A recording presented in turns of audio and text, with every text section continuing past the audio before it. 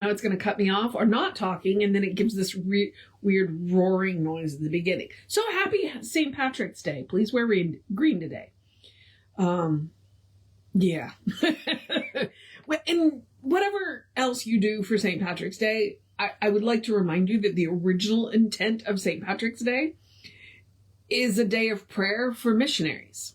Regardless of how you feel about missionaries, because I have some baggage around missionaries. But because St. Patrick was a missionary. St. Patrick was not Irish. St. Patrick was English. But because he had been in slavery in Ireland and worked as a shepherd, he was familiar with the Irish people and the Irish culture. And so when they needed somebody to go over and convert the Irish to Catholicism, they sent him and he was very, very successful. So, yeah, that's why St. Patrick's Day is, yes, it's a celebration of our Celtic heritage and our Irish heritage. But I will remind you, St. Patrick, he was English. So, yeah. Okay.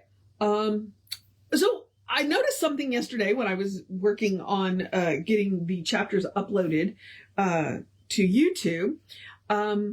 So we're almost finished with the Voice Celestial poem, but there's a second book. So the second half of the book is literally the second book. That's what it's called. Second book. And it says The Altar of the Ages. So, which it continues in a poetry style, but it may not be such a conversation as we have had. And maybe this is where we're going to hear the voices of the aged masters. Which I was wondering when we were going to get to. Okay, there's a whole nother book in the Voice Celestial. So, yeah, you can tell I didn't do my homework. So, let me do the housekeeping really quick. And then we'll finish because we're on chapter 10. We're on love and friendship. All right. So we are Creative Life Spiritual Center. The website is creativelife.org. The constant contact email is info@creativelife.org. 1 email a week. Hot links are hot. Nobody will get your email. Okay. So just email that and say, hey, I want to be on the constant contact. And then the website, or not the website, the social medias. We don't monetize the social medias because we don't want to deal with the ads any more than you do. So what we ask you to do is go like, subscribe, follow, share, comment based on which platform it is, because it bumps us in the algorithm. So we are Creative Life Spiritual Center, Creative Life Spark, and I'm the running Rev Ryan on the social medias that I'm on. So, you know, and I occasionally want to remind you on the Creative Life on the Creative Life YouTube, the full chapters are on there. Which means you only get the opening commentary and the closing commentary. You don't get any of the commentary in between, the daily stuff.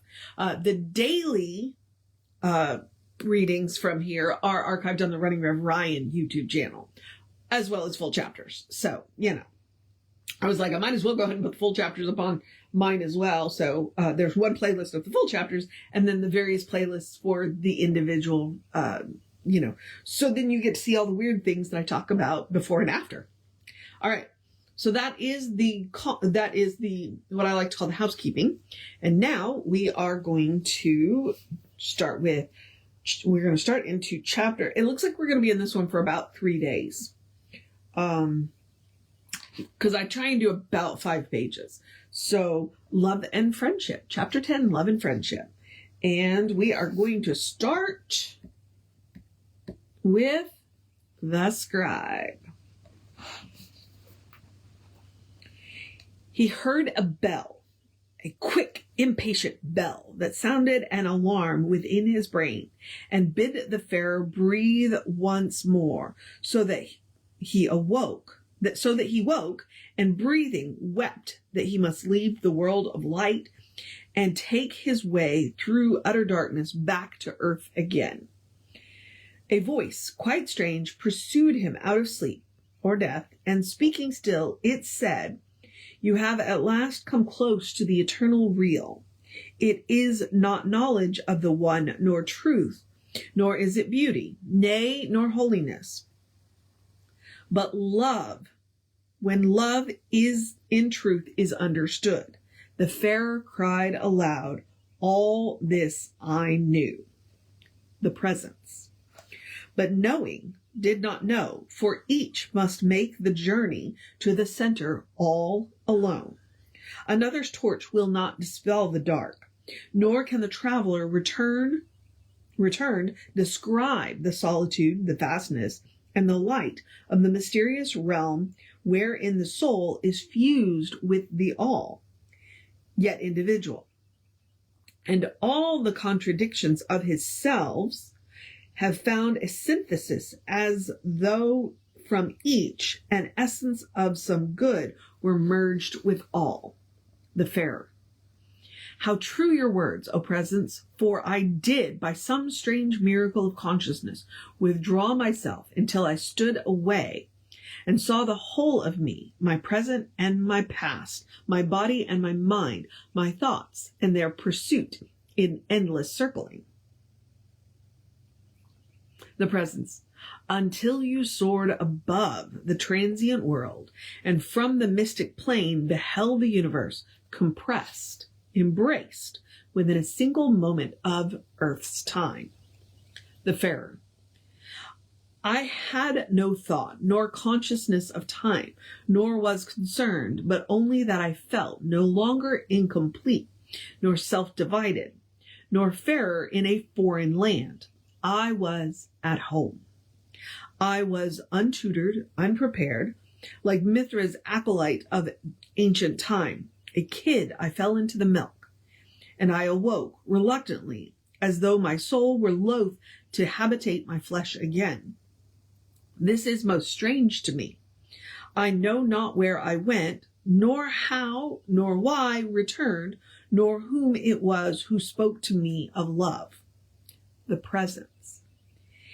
It is by such device man overcomes his mortal sense, and so the sage or saint, the prophet, and the illumined ones unfold the hidden God, for in the deeper self the lesser God and the greater God are one. The Farer. Your wisdom is as dark to me as is my ignorance. Forgive and make more clear. The Presence. There are times when logic seems to choke the mysteries that we invoke, yet darkest clouds at time unfold and pour out showers of dripping gold. And from the labyrinths of mind, the hidden mysteries unwind. Man treads the mystic path alone, but if the what and how is shown, he can develop wisdom till he comes and goes as he shall will. The Fair. O precious friend, O angel of my soul, who looks into the face of God unveiled, it is enough for me that I reflect thy glorious countenance. It is enough. The Presence. Be not content until thou shalt thyself stand glorified and consciously aware of being. Neither self nor selfless, but a whole wherein there are no parts and no division, where different ages meet and coexist, and there is neither far nor near, nor height nor depth. The Farer. Stay thy words, for I long since have lost myself in wonderment. The Presence. I but repeat what I have said to you again and yet again. The world is found, not lost, by visions such as yours. You leave the dual world and find identity with highest consciousness, the infinite in you, for thou art that. But only he can know that one who knows him in himself. This is the great awakening. The Farer. How sad a lot of him who lies asleep, nor knows he is asleep, nor dreams, or if he dreams, does not awake. Or if he wakes, he fails to know the meaning of the dream. What then? How could the soul be liberated? Who can build the bridge or span the gorge that lies between the finite and the infinite? Must there be one who meditates? Logos, perhaps. Or is some other way designed? The Presence. Most aptly do you speak, but there is still a better way, a way quite native to the soul. This is the way of love. The fair. The way of love is little understood, I think. And few there be who can define the word, much less find love, or give it unto man. What then is love? I know not what is meant. The presence.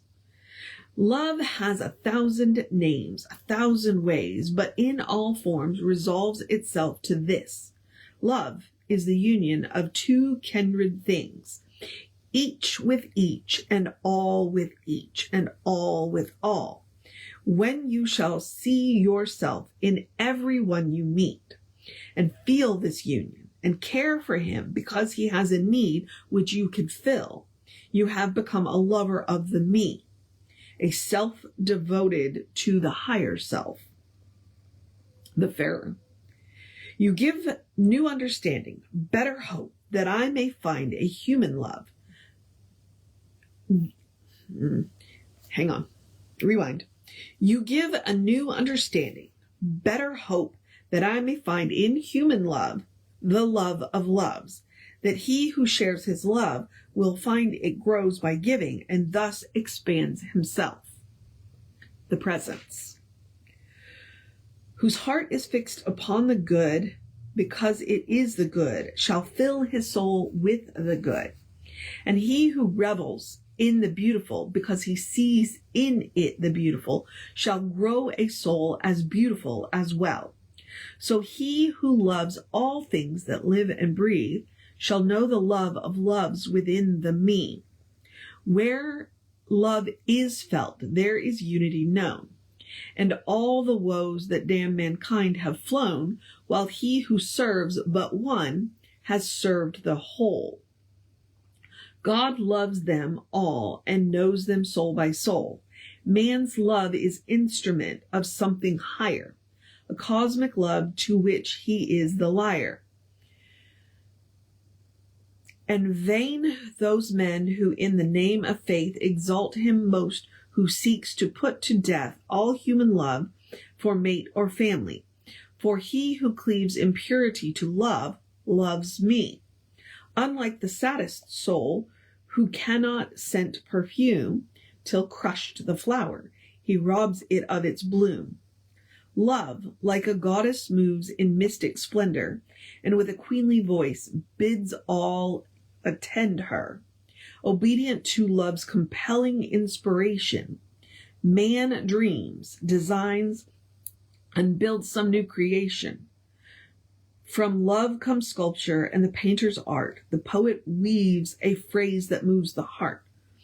For love the soldier bears his breast in strife. To love in blood he dedicates his life. Through love of God the martyr braves the pyre, and proves his will imperishable by fire. Reject the claim that earthly love is sin, and that aesthetics only enter in celestial gates. Each birth is virgin birth, each has come immaculate to earth. Be not deceived by those who seek to prove that virtue lies alone in flight from love. Retreat from life to cave from hermitage does not convert a man to saint or sage. The solitude in which thy God is shown is in the mind, and in the mind alone. Yet love gives proof of something higher still than sense delight, beyond the human will. And we're pausing there. Mostly because it was a really long soliloquy, but it's also at the end of the page. So we'll pick up tomorrow with the scribe.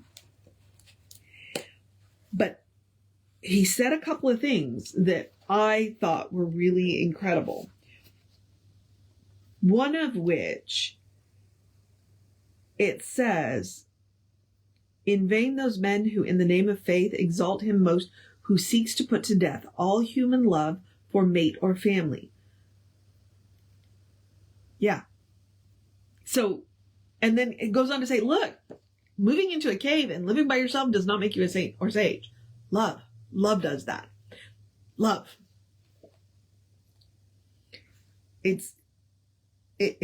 That all beautiful things come from love. All beautiful things come from love. And on the other page, he said, love has 1,000 names, 1,000 ways, but in all forms resolves itself into this. Love is the union of two kindred things, each with the other and all.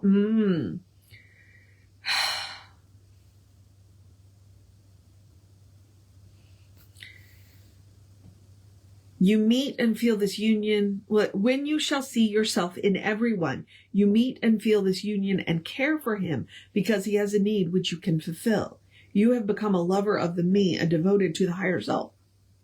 Love has 1,000 names and 1,000 ways. And yeah, in vain those men who in the name of faith exalt him most who seeks to put to death all human love. Oh, Lord. It's not the way to go. Not the way to go. Oh, my goodness. 1,000 names and 1,000 ways. Like, pretty much he's saying there's no wrong way to love. The only wrong way to love is not to do it. Okay. Every now and again, you just gotta scream it out. And there I'm screaming it out. The only wrong way to love is to not love at all. And just... Okay. So now I'm going to encourage you to have a great day, wondrous day, a fantastic day, a magical day, an enchanted day, a wonderful day, an awesome day, an amazing day. A take care of business day, a get this week started off right way, a discover 1,000 ways to love day, or at least get started on it. This is the way. I'm very excitable some days. Day. A tell somebody you love them day, a cuddle your fur babies day, a you got this day, a go dance in the sunshine day, a drink plenty of water day, a I love you day. A good day, and if that is too much pressure, simply have a day. You are enough, just as you are. You're a beloved expression of the divine, or as they like to say in here, you are a beloved expression of the me. I like that he's using me instead of one. I don't know what that is about that. But you are a beloved expression of the divine. You are a brilliant light, a divine spark, spirit in motion, God in action, a beautiful masterpiece, and a work in progress at the same time at your own pace. And as Reverend Jesse likes to call us, you are a godling. Explore the truth of your being. Get to know who the divine knows you to be. As he said, that's really the only way to do it. You know, you can go live in a cave as long as you love. Get to know who the divine knows you to be, because the divine knows you to be good. And from there, anything is possible. All right, beloveds. Love and friendship. Woo, chapter 10.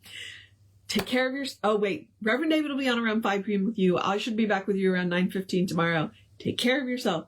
Know that you are loved, and I will see you next time.